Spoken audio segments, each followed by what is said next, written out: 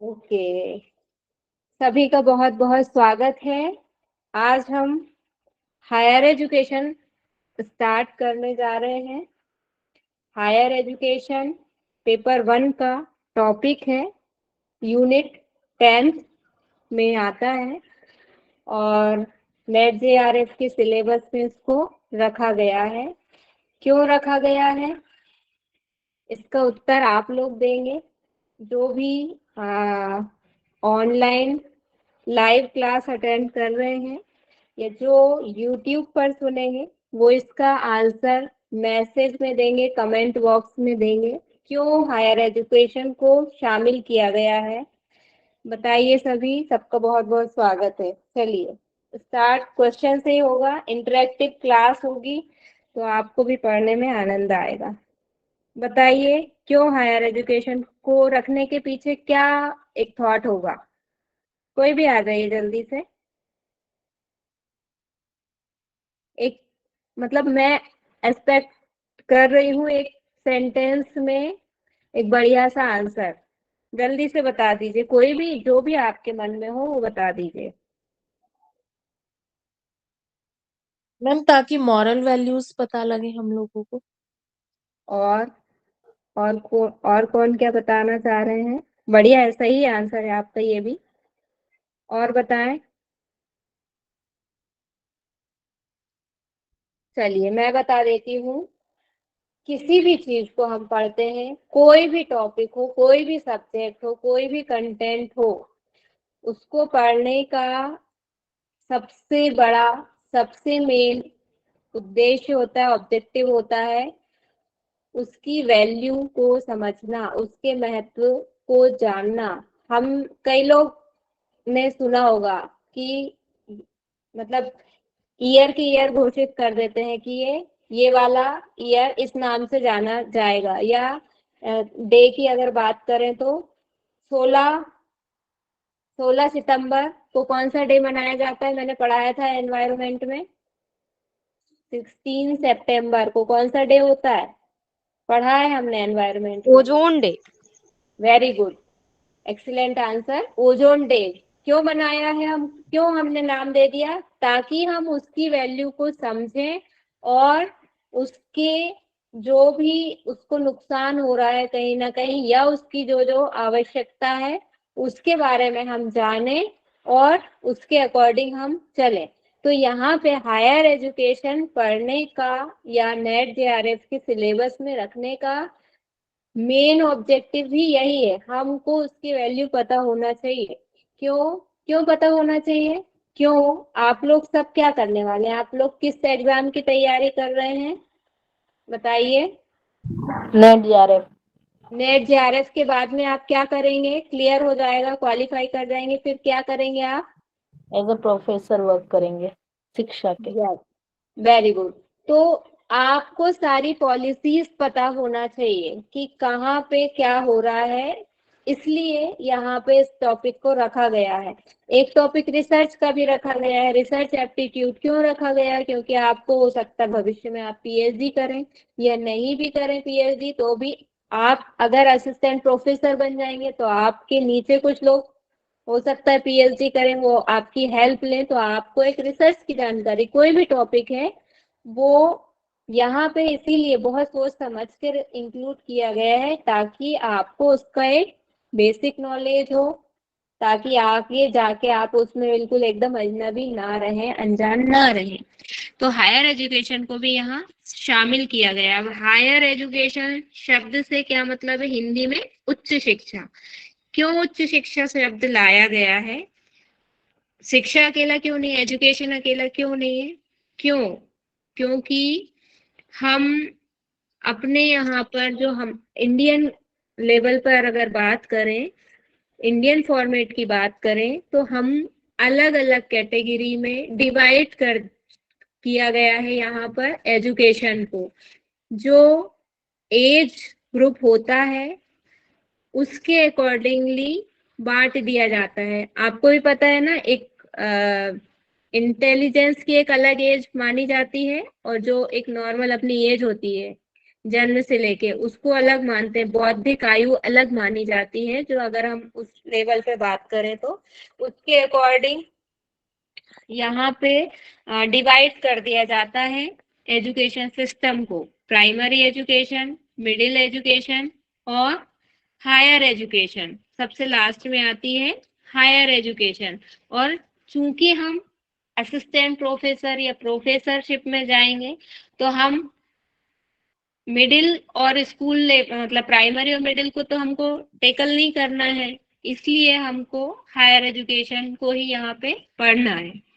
तो हम आगे बढ़ते हैं। इसमें सबसे पहले हम अपना नेट जेआरएफ का सिलेबस देखेंगे कि हमसे पूछा क्या क्या जाएगा नेट जेआरएफ के एग्जाम में। तो सिलेबस हम डिस्कस करेंगे। यहाँ सबसे पहले 5 टॉपिक है मेनली, यहाँ आपको 6 टॉपिक दिखाई दे रहे हैं, लेकिन अभी लास्ट वाला जो है उसमें से लिमिटेड चीजें हो गई। शुरू से देखते चलते हैं। सबसे पहले हमने क्या पढ़ना है, उच्च अधिगम संस्थाएं और प्राचीन भारत में शिक्षा, ये वाला। इसमें मतलब institution of higher learning and education in ancient India. Second topic हमारा है स्वतंत्रता के बाद भारत में उच्च अधिगम और शोध का उद्भव, evolution of higher learning and research in post independence India. आजादी के बाद में क्या स्वरूप रहा, भारत में प्राच्य परंपरा और गैर पारंपरिक अधिगम कार्यक्रम। जो हमने एक वहां पे भी शब्द पढ़ा था एनवायरमेंट में भी, conventional and non conventional. Conventional का मतलब होता है परंपरागत, जो पुरानी तरीके चले आ रहे थे, पुरानी पद्धतियां। पारंपरिक या इनको हम ट्रेडिशनल शब्द भी यूज कर सकते हैं इसके लिए, कि जो पहले से चला आ रहा है, हमारे दादा परदादा और पीढ़ी दर पीढ़ी चला आ रहा है, वो हो जाता है हमारा पारंपरिक में। और जो बहुत साल से नहीं, कुछ दशक पहले से, कुछ डिका से हमने जिसको एडॉप्ट किया है, वो हमारे आ जाते हैं नॉन कन्वेंशनल में या फिर गैर परंपरागत में। फिर हमारा आता है मूल्य शिक्षा और पर्यावरण शिक्षा। तो मूल्य शिक्षा मतलब हमारी आ जाती है वैल्यू एजुकेशन, ये ऊपर नीचे हो गया, value education and environmental studies में हमको पढ़ना है।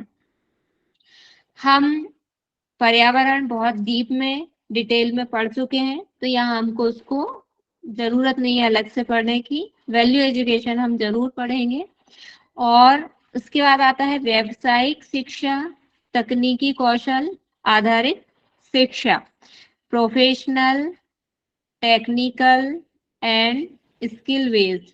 प्रोफेशनल का मतलब क्या होता है, किसी का पेशा, पेशा शब्द आता है ना, कोई डॉक्टर है, कोई इंजीनियर है, कोई अपना अपनी जो हुनर होते हैं, कौशल होते हैं, उसमें कलाकार होता है, कोई चित्रकार होता है, पेंटर होता है। तो ये क्या हो जाएंगे आपकी व्यावसायिक शिक्षा हो जाए, तकनीकी व्यावसायिक हो जाएंगी। तकनीकी मतलब जो टेक्नोलॉजी बेस्ड होती हैं, और स्किल बेस्ड एजुकेशन, ये हम इनके बारे में पढ़ेंगे। नेक्स्ट हमारा आता है नीतियां, सुशासन, राजनीति और प्रशासन। तो ये जो टॉपिक है, इसमें से ये पॉलिटिक्स वाला पूरा पोर्शन अब नहीं पूछा जाता है। इसमें से हमको सिर्फ एजुकेशन रिलेटेड कुछ पॉलिसियां आजकल पूछी जाती हैं। तो ये हमारा हो गया सिलेबस। अब हम ये देखेंगे कि जो पहला टॉपिक है हमारा, प्राचीन भारत में प्रचलित शिक्षा प्रणालियां। प्राचीन भारत मतलब जो प्रमिटिव हमारा, या हमारा जो पहले पूर्व काल में, कौन कितने पहले ऋषि मुनियों का जो समय था, उसमें हमारा क्या सिस्टम था, कैसे पढ़ाई होती थी, उच्च शिक्षा का स्वरूप कैसा था, ये हम इसमें देखेंगे। प्राचीन भारत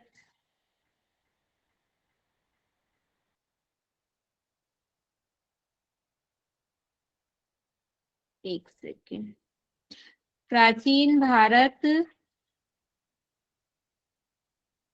में प्रचलित शिक्षण प्रणालियां कौन कौन सी मेथड्स जो है उस समय चलती थी? तो तीन, मेनली इनको तीन भागों में बांटा गया है। पहला है वैदिक कालीन शिक्षा, दूसरा है बौद्ध कालीन शिक्षा प्रणाली, चल क्यों नहीं रहा है,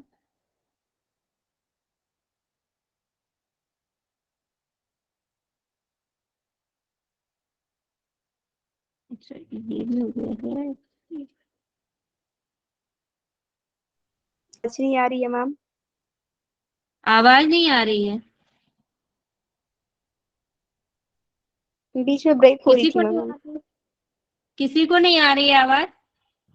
आ रही है मैम, आवाज आ रही है, आ रही है मैम। आ रही है, ओके थैंक यू। मैं आवाज तो आ रही है लेकिन मेरा ये चल नहीं रहा है, अभी तो चल रहा था अभी नहीं चल रहा है। एक मिनट इसको दोबारा से करके देखती हूँ, पेन सिलेक्ट करना पड़ेगा।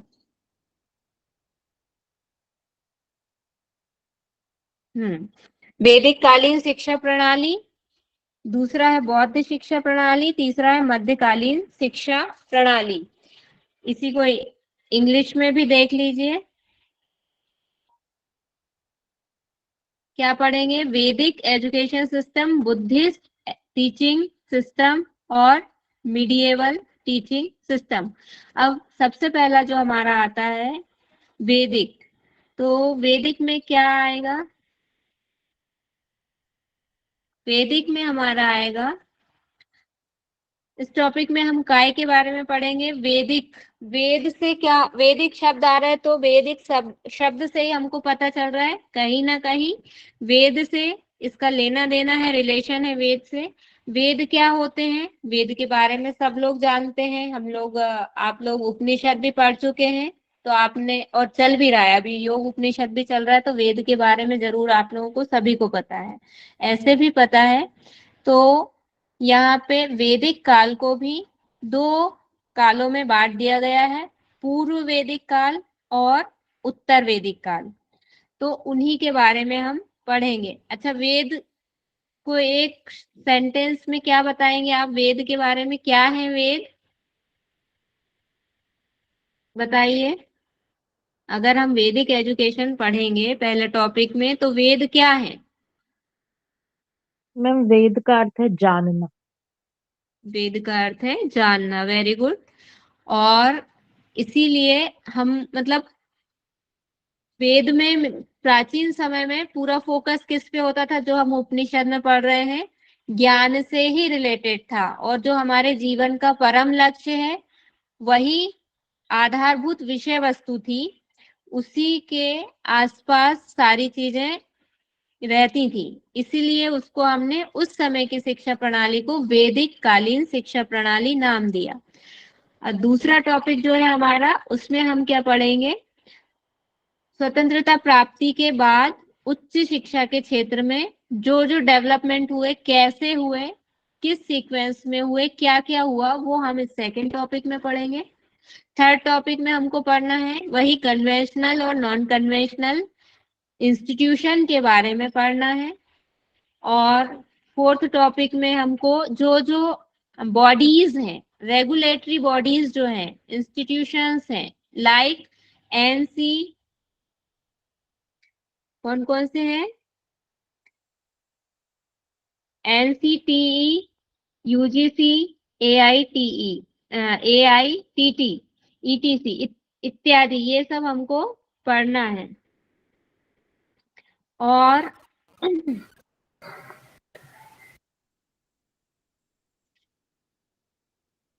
इसके बाद हम पढ़ेंगे सिक्स टॉपिक, हमने बता ही दिया है कि इसमें से पूछा नहीं जा रहा है। फिफ्थ में भी मूल्य आधारित शिक्षा पढ़ना है। नेक्स्ट, अब सैंपल क्वेश्चन हम देख लेते हैं एक दो। जैसा अभी जो क्वेश्चन हम देख रहे हैं उसमें आपको सिर्फ क्वेश्चन का पैटर्न देखना है। सॉल्व हम कब करेंगे? जब हमारा सिलेबस कंप्लीट हो जाएगा, तब ये क्वेश्चन हम अपने आप हमसे आंसर इनके बनेंगे, सॉल्व करेंगे तब। अभी सिर्फ क्वेश्चन का पैटर्न देखना है कि कैसा क्वेश्चन आता है। ये कैसा क्वेश्चन दिख रहा है हमको? स्टेटमेंट क्वेश्चन है। Which of the following are the objectives of राष्ट्रीय उच्चतर शिक्षा अभियान? ये क्वेश्चन पूछा है, इसमें तीन फोर ऑब्जेक्ट्स फॉर, एक मिनट, सिंपल क्वेश्चन है ये। Which of the following are the objective of statement? हाँ, स्टेटमेंट ही है। कौन कौन से स्टेटमेंट इसमें इंक्लूड है? स्टेटमेंट क्वेश्चन है ये एक स्टेटमेंट का क्वेश्चन आपसे पूछ लिया है। फिर एक ये कैसा पूछा है, इसमें भी मतलब कोड के थ्रू पूछने वाला क्वेश्चन है। ये कोड दे रहे हैं, कोड से आंसर अपने को करना है। क्या पूछा है इसमें? The grounds of which discrimination in admission to educational institution is constitutionally prohibited. ये पूछा है इसमें। इसका पैटर्न भी क्या है? ये कोड बेस्ड क्वेश्चन है। आपको 4 ऑप्शन दिए हैं और कोड से आंसर करना है कि इसमें से कौन कौन से शामिल हैं। फिर आपका अगला क्वेश्चन क्या है? Identify the air pollution. ये एनवायरमेंट से क्वेश्चन पूछा है। 4 सिंपल क्वेश्चन है, ये 4 ऑप्शन है, उसमें से एक टिक करना है। ये फिर कैसा क्वेश्चन है आपका? ये फिर से कोड वाला क्वेश्चन है और ये भी स्टेटमेंट क्वेश्चन है आपका, कोड बेस्ड। ये कथन कारण वाला है, मतलब ऐसे एसर्शन और रीजन वाला क्वेश्चन है। तो सब तरह के क्वेश्चन आ रहे हैं, सिंपल भी आ रहे हैं, स्टेटमेंट भी आ रहे हैं और ये वाले कथन कारण वाले भी आ रहे हैं। तो ये पैटर्न है क्वेश्चन के, इनको हम बाद में सॉल्व करेंगे जब हमारा सिलेबस कंप्लीट हो जाएगा। अब हम हमारा जो पहला टॉपिक है, जो पहले टॉपिक का भी सबसे पहला एक हमारा है वैदिक एजुकेशन सिस्टम। जो 3 भाग हमने करे हैं, वैदिक, बौद्धिक और जो मध्यकालीन है, उसमें से पहला है हमारा वैदिक कालीन शिक्षा प्रणाली। अब यहाँ पे आपको एक बात बहुत ध्यान देने की ये है कि जब हम वैदिक कालीन शिक्षा प्रणाली या हायर एजुकेशन को कहीं भी पढ़ रहे हैं, तो अपनी बुद्धि के स्तर को बहुत ही विस्तृत रखना पड़ेगा, ब्रॉड लेवल की थिंकिंग रखनी पड़ेगी, नैरो माइंड नहीं रहना होगा, संकीर्ण सोच नहीं रखना है।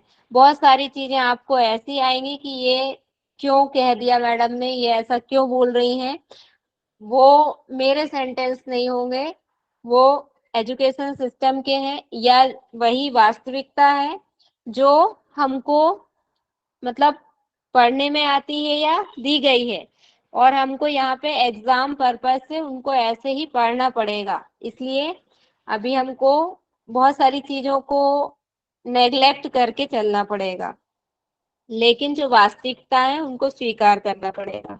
तो वैदिक कालीन शिक्षा प्रणाली, जैसा कि नाम से स्पष्ट है, वेदों से ली गई है, 2 भागों में डिवाइड है, पूर्व वैदिक काल और उत्तर वैदिक काल। पूर्व वैदिक कालीन के बारे में हम पहले पढ़ेंगे।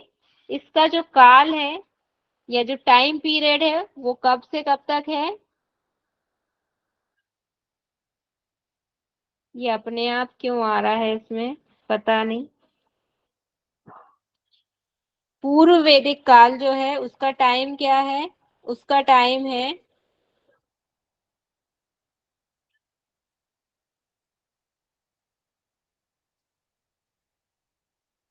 2500 से 500 ईसा पूर्व, मतलब बिफोर क्राइस्ट, 2500 टू 500, ये इसका टाइम पीरियड है। इसको और क्या क्या नाम से जानते हैं? ब्राह्मणीय शिक्षा, हिंदू शिक्षा, या हम इसको वैदिक शिक्षा भी कहते हैं। और वेदों पर आधारित होने के कारण इसको वैदिक शिक्षा कहा जाता है। वेदों की उत्पत्ति किससे हुई है? विद धातु से हुई है, इसको याद रखिएगा। इसका अर्थ होता है जानना। विद का एक अर्थ रहना भी होता है। हिंदू धर्म के कितने वेद हैं? 4 वेद हैं। कौन कौन से हैं? माइक ऑन करके बताइए। ऋग्वेद, यजुर्वेद, सामवेद, अथर्ववेद। Very good. अब इनकी विशेषता क्या है? एक एक लाइन में बता दीजिए विशेषताएं भी। ऋग्वेद की क्या विशेषता है बताइए। जो भी विशेषता पता है वो बताइए।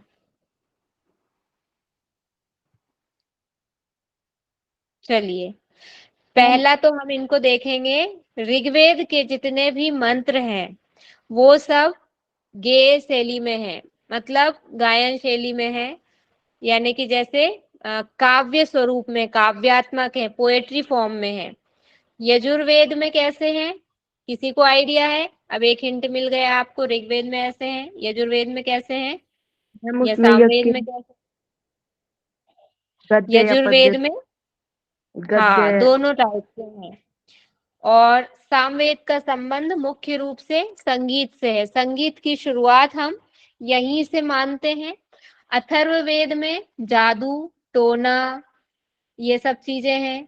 काला जादू, बंगाल का जादू, ये सब चीजें। और चिकित्सा, चिकित्सा भी अथर्ववेद से हमको मिलती है। चिकित्सक संहिता और ये सब कहाँ पे इनका हमको आयुर्वेद का स्वरूप कहाँ मिलता है? मुख्य रूप से आयुर्वेद ऋग्वेद से संबंधित है। अभी ये टेबल आएगी ना आगे, हम जब डिटेल में पढ़ेंगे तो टेबल आएगी, टेबल में क्लियर हो जाएगा। यहाँ आप नहीं तो कंफ्यूज हो जाएंगे। ये चारों वेद हैं और इनमें, ये मैंने नई जो स्लाइड बनाई है, पिछली स्लाइड में इतना नहीं था, लेकिन नई स्लाइड जो बनाई है उसमें मैंने ऐड कर दी है ये वाली चीज। वो जब पीडीएफ मिलेगी उसमें पता चल जाएगा आपको। अभी हर जो वेद, 4 वेद हैं और चारों वेदों के एक एक ऋषि हैं। वेद कैसे आए? वेदों की उत्पत्ति कैसे हुई? पढ़ा है आपने? पहले ये बताइए, वेदों की उत्पत्ति कैसे हुई बताइए। मैम ब्रह्मा जी के मुख, ब्रह्मा जी से। ब्रह्मा जी के और मुख। हम लोगों तक कैसे पहुंचे वेद? मैम ये श्रुति कालखंड के अंदर आते हैं ना, फिर ये वेदों किसके? को व्यास जी ने बताया। देखिए ऐसा है कि क्या हुआ, पहले सृष्टि का आरंभ हुआ, सृष्टि निर्मित हुई। तो सबसे पहले एक सीक्वेंस, शायद पहले भी कभी बताया होगा आपको, कि सबसे पहले कौन? ईश्वर, परमात्मा ही था। उसको लगा कि मैं अकेला हूं, तो उसने क्या किया? सृष्टि को आगे बढ़ाना आरंभ किया। ब्रह्मा जी, विष्णु जी, ये सब आए। फिर दक्ष प्रजापति हुए और उनसे आगे चला सब, यानी ऐसे सब अगर सृष्टि की बात करें तो सभी ब्रह्मा जी की संतान है। ब्रह्मा जी को सृष्टि को रचने का कार्य दिया गया, विष्णु जी को पालन करने का काम मिला, और जो शंकर जी हैं उनको वापस से लय करने का काम मिला।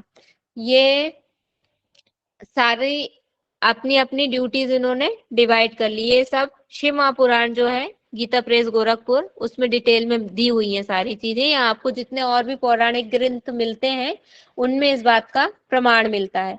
तो वहीं से हमको ये चीज पता चलती है कि फिर ऋषि हुए। अब हम जैसे भारत आजाद तो हो गया, लेकिन अब भारत आजाद होने के बाद करेगा क्या? उसके लिए किस बात की जरूरत पड़ी? रूल्स एंड रेगुलेशंस की, जो कहाँ लिखे गए? भारत के संविधान में। कुछ जो विचार चिंतनशील लोग थे, जो विचार बुद्धिमान लोग थे, उनको एक कमेटी बना दी उनकी, और उन्होंने मिलके एक संविधान निर्मित कर दिया। तो ऐसे ही अब सृष्टि निर्मित तो हो गई, लेकिन इस सृष्टि में जो आगे बढ़ गया है मनुष्य, और मनुष्य का फिर आगे बढ़ता चला जा रहा है, पूरा एक चक्र चलता चला जा रहा है। तो ये सब करेंगे क्या? उसके लिए रूल्स एंड रेगुलेशन की जरूरत पड़ी। तो दरअसल ये वेद जो है हमारे, हमारा संविधान ही आप समझ सकते हैं। जैसे भारत का संविधान है, संसार का संविधान वेद है। इन वेदों में ही बताया गया कि मनुष्य को क्या करना चाहिए और क्या नहीं करना चाहिए। तो ये कैसे, सबसे पहले प्रेरणा दी ईश्वर ने, जो मुख्य ऋषि थे, कुछ बहुत ही तपस्वी ऋषि थे, उन ऋषियों को प्रेरणा दी तपस्या करने की, या उनके मन में प्रश्न आया कि मैं कौन हूं और मुझे क्या करना है। तो इस प्रश्न का उत्तर जानने के लिए उन्होंने घोर तपस्या की, युगों युगों तक तपस्या वो करते रहे, और उस तपस्या का फल ये प्राप्त हुआ उनको। ईश्वर ने स्वयं उन्हें ये ज्ञान दिया, ये संविधान उनको प्रदान किया कि मनुष्य का कर्तव्य क्या है, मनुष्य को क्या करना चाहिए, उसके जीवन का उद्देश्य क्या है, उसकी प्राप्ति के साधन क्या है। इसलिए ये वेद मतलब उनके मानस पटल में अंकित हुए साक्षात ईश्वर द्वारा। फिर अब उनको पता चल गए, उस जो ज्ञान उनको प्राप्त हो गया उसको, उस ज्ञान को उन्हें सब तक पहुंचाना था। तो उस ज्ञान को उन्होंने फिर लिपिबद्ध किया, या गुरु शिष्य परंपरा से आगे पहुंचाया। लिपिबद्ध उन्होंने नहीं किया डायरेक्ट, उन्होंने तो, हम पढ़ते हैं ना उपनिषद, उपनिषद के माध्यम से उनको आगे पहुंचाया, मतलब गुरु ने अपने शिष्य को दिया। इसके लिए जो हम पढ़ेंगे अब, इंस्टीट्यूशंस जो हम पढ़ेंगे वो इसमें आएंगे कि किस इंस्टीट्यूशन से कैसे ये एक जनरेशन से दूसरे जनरेशन में ये ज्ञान पहुंचाया गया। तो हम जो ऋषि मुनि के समय थे, अब हम इंस्टीट्यूट की अगर बात करें तो ऋषि मुनि के समय में क्या कहा जाता था, कौन सा इंस्टीट्यूट चलता था। चलिए उसके पहले हम सभी ऋषि देख लेते हैं कि किस ऋषि ने कौन से वेद को, मतलब कौन से वेद का ज्ञान प्राप्त किया और उसको फिर आगे पहुंचाया। तो सबसे पहले हमारा आता है ऋग्वेद। ऋग्वेद के कौन थे, ऋग्वेद के जो ऋषि थे वो कौन थे, अग्नि ऋषि। और इनका इसका ज्ञान विषय क्या था, ज्ञान था। ऋग्वेद का जो विषय था उसकी मुख्य विषय वस्तु ज्ञान थी, ज्ञान की ही बातें थी, आत्मा परमात्मा और ब्रह्म, इनके ही बारे में उसमें बातें ज्यादा की गई थी। फिर आता है यजुर्वेद। यजुर्वेद के ऋषि आदित्य ऋषि। कर्म क्या था, इसका कर्म इसका विषय जो था, विषय वस्तु इसकी कर्म थी। श्रीमद् भगवद गीता में भी हमने देखा है ना, उसको मुख्य रूप से अगर हम देखें तो 3 भागों में बांटा गया है। कौन कौन सा बताइए। ज्ञान कर्म और भक्ति। ज्ञान कर्म और भक्ति, वेरी गुड, एक्सीलेंट आंसर। ज्ञान कर्म और भक्ति योग, तीनों 3 भागों में बांटा गया है। तो ऐसे ही हमको यहाँ पे, क्योंकि श्रीमद् भगवद गीता भी कहाँ है, उपनिषद या महाभारत का भाग है वो, और उसमें सारी चीजें उपनिषदों का सार है वो। तो इसमें, और उपनिषद किसका सार है, हमने देखा है उनका भी एक क्रम है, वेद, उपनिषद, ब्राह्मण ग्रंथ, और कौन सा है लास्ट, कौन सा आता है, उपनिषद ही लास्ट आता है। उपनिषद लास्ट में आते हैं, वेद आते हैं, वेद के बाद अरण्य, ब्राह्मण और उपनिषद लास्ट में आते हैं। सब एक दूसरे का सार है ये। तो ऐसे ही यहाँ पे पहले का हो गया ऋग्वेद का ज्ञान विषय वस्तु, दूसरे का कर्म हो गया, और तीसरे का उपासना। ये जो उपासना है, उपासना का मतलब भक्ति। अथर्ववेद, अथर्ववेद के ऋषि क्या है, अंगिर ऋषि है। सामवेद के ऋषि हैं वायु ऋषि। ये टेबल याद करना पड़ेगी आपको। और सामवेद जो अथर्ववेद है, अथर्ववेद का विषय क्या है, लौकिक जीवन से संबंधित ज्ञान। हम शरीर संबंधी ज्ञान की बात ज्यादा इसमें करते हैं, लेकिन दोनों ही है इसमें, लौकिक और अलौकिक दोनों ही है। और शरीर संबंधी ज्ञान की बात करना जरूरी क्यों है, कई लोग ऐसे होते हैं कि जो अपने शरीर का बहुत ध्यान रखते हैं, उसको बहुत सजा सवार के रखते हैं, लेकिन इसका मतलब ये नहीं है कि वो अपने शरीर से बहुत प्रेम, उसके पीछे कोई दूसरा लॉजिक भी हो सकता है। ये हो सकता है कि वो ये मान के चल रहा है मेरा शरीर जो है वो मंदिर है, और इस मंदिर में मेरा परमात्मा विराजमान है।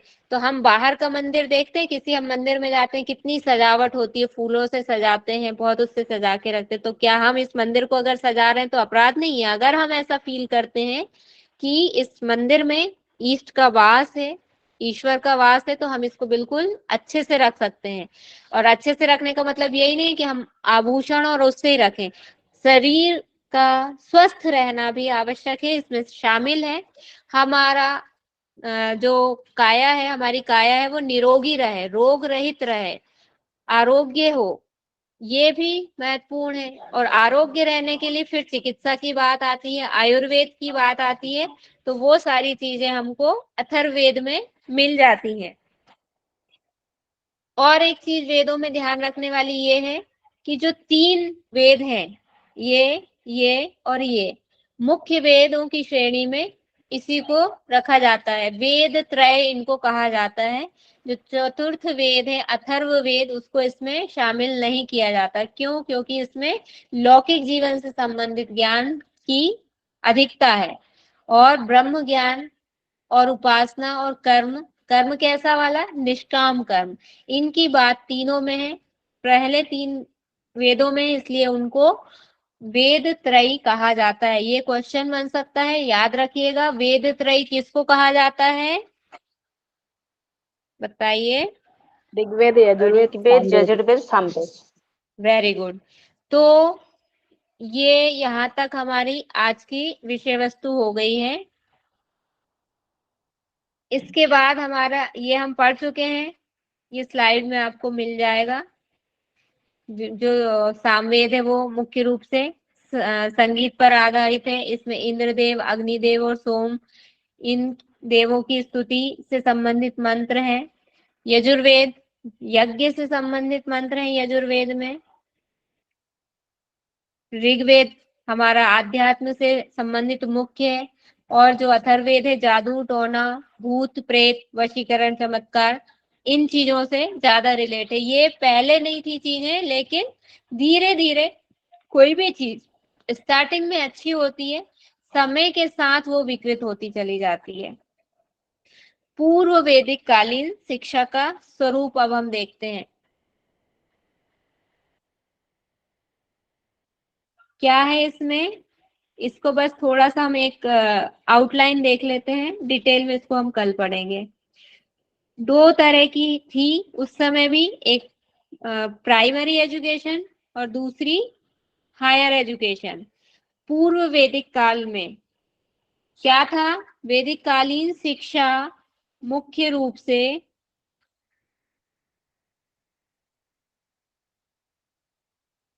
ये थोड़ा सा देखना पड़ेगा, इसमें बहुत दिनों बाद यूज किया है ये।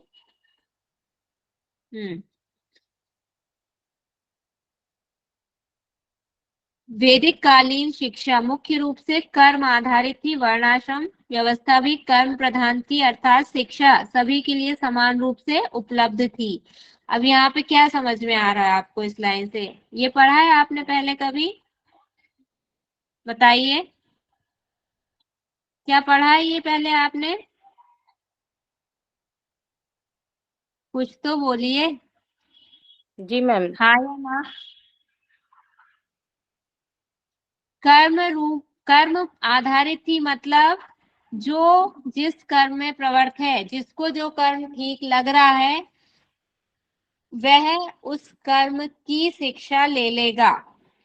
वर्णाश्रम व्यवस्था भी उसके अकॉर्डिंग थी, कर्म प्रधान। ऐसा नहीं था आज जो हो गया है ना, आज ये जातिवाद हो गया है, ये पहले नहीं था। सब लोगों को पढ़ने का समान अधिकार था। हमने एनवायरनमेंट जब पढ़ रहे थे, हमने वो जो सस्टेनेबल डेवलपमेंट गोल्स पढ़े थे, वहां पे एक हमने पढ़ा था equality, in reduce gender equality. Inequality.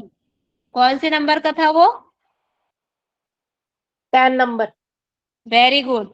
10 number का था रिड्यूस इनइक्वलिटी। और एक अच्छी शिक्षा वाला कौन से नंबर का था? 6th number. नहीं, 6 नंबर पे पानी, 7th पे बिजली। मुझे याद हो गए, आपको याद कराते कराते। 4th नंबर पे था 4। अच्छी एजुकेशन, 4th नंबर पे थी। तो यहाँ पे यही है, उस चीज को वापस लेके आ रहे हैं जो हमारे पूर्व वैदिक काल में चलती थी। पूर्व वैदिक काल बहुत अच्छा था हमारा, उत्तर वैदिक काल आके सारी प्रॉब्लम क्रिएट होने लगी। पूर्व वैदिक काल में ये था कि जिसको सेवा करना है, सेवा कौन कर सकता है? जिसका हृदय विशाल होता है, जो मतलब जिसको कोई भी काम करने में प्रॉब्लम नहीं होती, छोटा बड़ा नहीं लगता कोई काम, वो सेवा कर सकता है बड़ा हृदय से। हम देखते हैं हमारे यहाँ पे म्युनिसिपैलिटी की गाड़ियां आती हैं कचरा लेने के लिए, वो सेवक हैं, उनका दिल कितना बड़ा है। आप आपको कोई पैसे दे आप नहीं कर सकते वो काम जो वो काम कर रहे हैं, पैसा दे के भी नहीं करेगा कोई, वही कर सकता है जो बड़े दिल वाला है।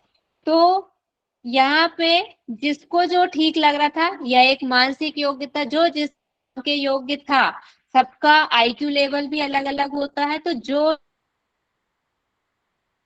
शिक्षा को प्राप्त कर सकता था और उस लाइन में आगे बढ़ सकता था। मनाही नहीं थी किसी भी चीज की कि तुम शूद्र जाति के हो तो तुम ये काम नहीं कर सकते, तुम वेद पाठ नहीं कर सकते, तुम पुरोहित का काम नहीं कर सकते।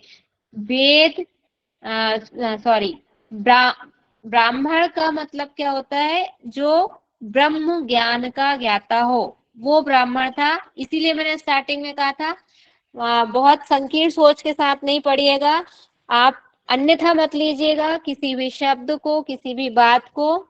यहाँ पे बहुत ही टेक्निकली सोचने समझने की आवश्यकता है। ब्रह्म ज्ञान जिसको था वही ब्राह्मण कहलाता था। और पंडित का क्या अर्थ होता है? पांडित्य, जो ज्ञान का भंडार है, जिसने ज्ञान प्राप्त कर लिया है। ये पंडित या ब्राह्मण जो है उपाधियां हैं जो उनके ज्ञान के लेवल के आधार पर प्रदान की गई। जो पर्टिकुलर व्यक्ति है उसने जैसा ज्ञान प्राप्त कर लिया उसको वह उपाधि प्राप्त हो गई। इसलिए यहाँ पे लिखा हुआ है कि कर्म आधारित शिक्षा थी, ना कि वर्ण आधारित। ये वर्ण आधारित हो गई, विकृत स्वरूप हो गया उत्तर वैदिक काल में।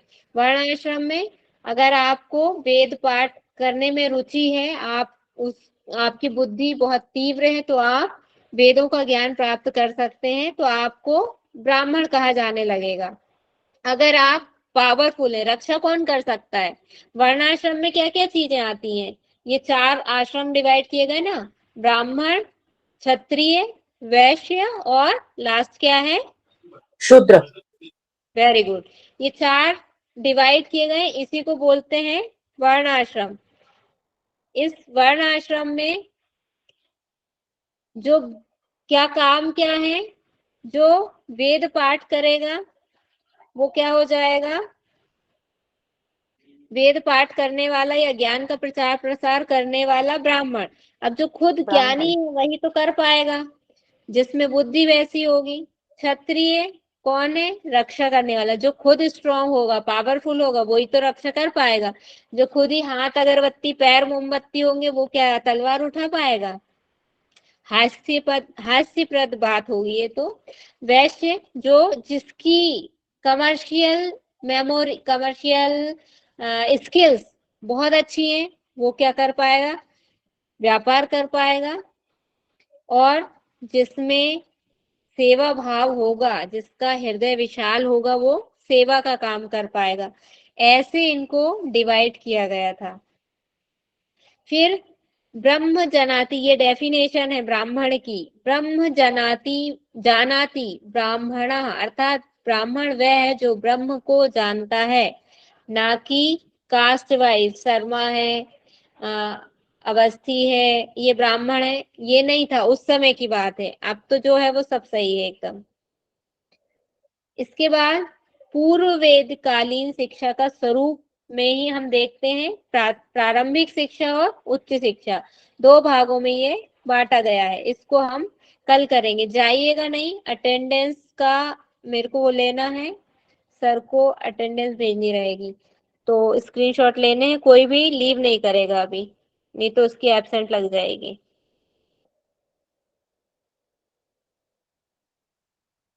काफी लोग पहले ही लीव कर गए हैं शायद। अभी तक सभी को समझ में आया? Yes yes ma'am. Ma'am. Sir को मैसेज कर दें रिकॉर्डिंग ऑफ करने के लिए। कहीं किसी का कोई डाउट? नो मैम, पीडीएफ भेज दीजिएगा मैम पढ़ने के लिए। पीडीएफ थोड़ा सा टाइम लगेगा, बताया ना। मैम एक बार स्लाइड दिखा देंगी, स्क्रीनशॉट ले लूंगी। इसका स्लाइड दिखा दूंगी मैं।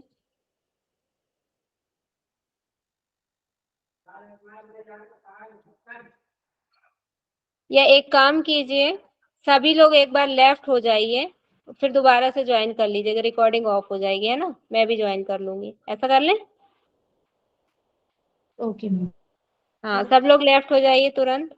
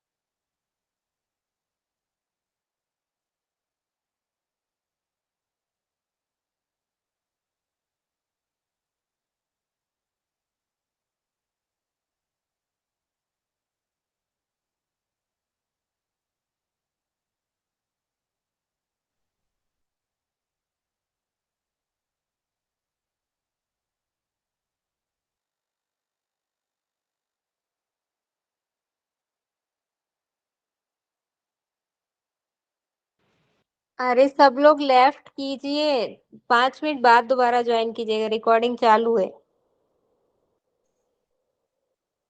सब लोग लेफ्ट कीजिए, 5 मिनट बाद ज्वाइन कीजिएगा।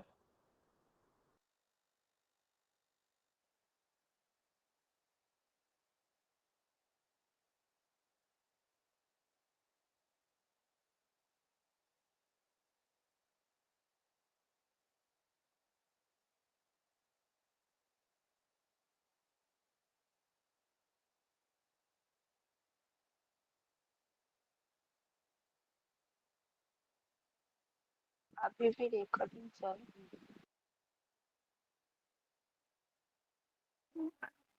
प्रियंका जी आप लेफ्ट नहीं हो रहे। हाँ इसलिए रिकॉर्डिंग।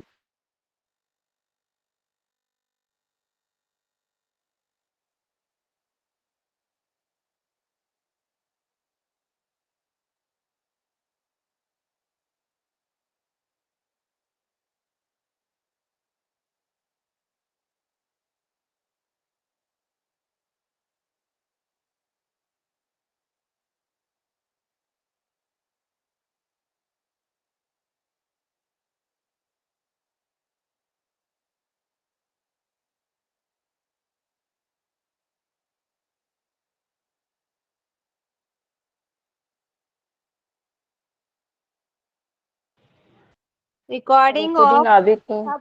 अभी तो नहीं सब हुआ। लोग अभी मेरे सामने पहले सब लोग वो कीजिए, लेफ्ट मैम होइए सब लोग। प्रियंका जी लेफ्ट नहीं हुआ। सब लोग लेफ्ट होइए, सभी लोग लेफ्ट हो जाइए। जया जी, ज्योति जी, प्रियंका जी, उमेश जी। प्रियंका जी लेफ्ट होइए। प्रियंका जी आप बने हो इसलिए रिकॉर्डिंग ऑफ नहीं हो रही है।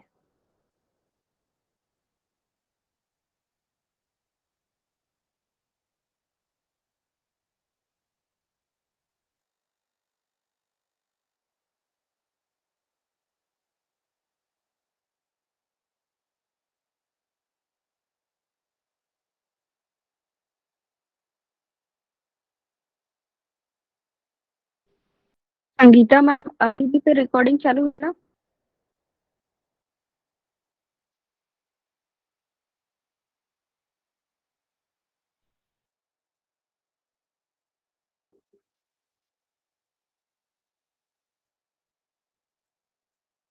सर